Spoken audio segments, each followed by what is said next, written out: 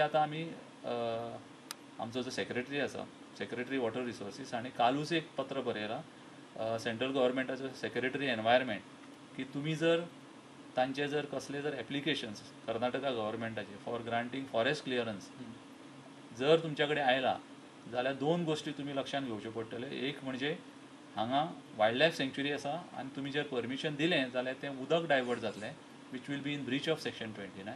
Inform करून दिला. हें कालूच सांजचें लेटर गेलां तांकां. दुसरें म्हणजे आमी सांगलां की सुप्रीम कोर्टान कर्नाटकान स्टेटमेंट केला की कळसा आनी बंडुराचेर कांयच काम करचें ना म्हणून.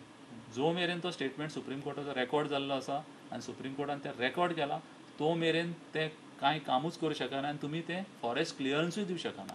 आमकां आतां अशें कळ्ळां की कर्नाटकान एक म्हणजे फॉरेस्ट क्लियरन्साचें परमिशन मागलां मिनिस्ट्री ऑफ एनवायरमेंट एंड फॉरेस्टा कडेन. सो ताका आमी इमिजिएटली आतां लेटर बरयलें काल राती की ती परमिशन आसा तें कशेंच दिवं शकना because that will be in breach of supreme court order and that will be in breach of the wild life protection act. आनी तातूंत आमी अशें फुडें म्हणलां की आमचे वायल्ड लायफ सँक्च्युरी आसा ती आसात, म्हादय वायल्ड लायफ सँक्च्युरी आसा ती आसात, तांची भीमगड वायल्ड लायफ सँक्च्युरी आसा.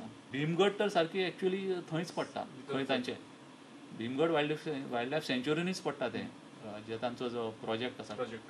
सो त्या दोन कारणांक लागून आमचें स्ट्रॉंग ऑब्जेक्शन काल आमी मिनिस्ट्री ऑफ एनवायरमेंट एंड फॉरेस्टाक धाडून दिलां. आनी म्हाका दिसता हें जें ऑब्जेक्शन आमचें इतलें स्ट्रॉंग आसा की तें मिनिस्ट्री ऑफ एनवायरमेंट म्हज्या म्हणण्या प्रमाणे परमिशन दिवंच शकना.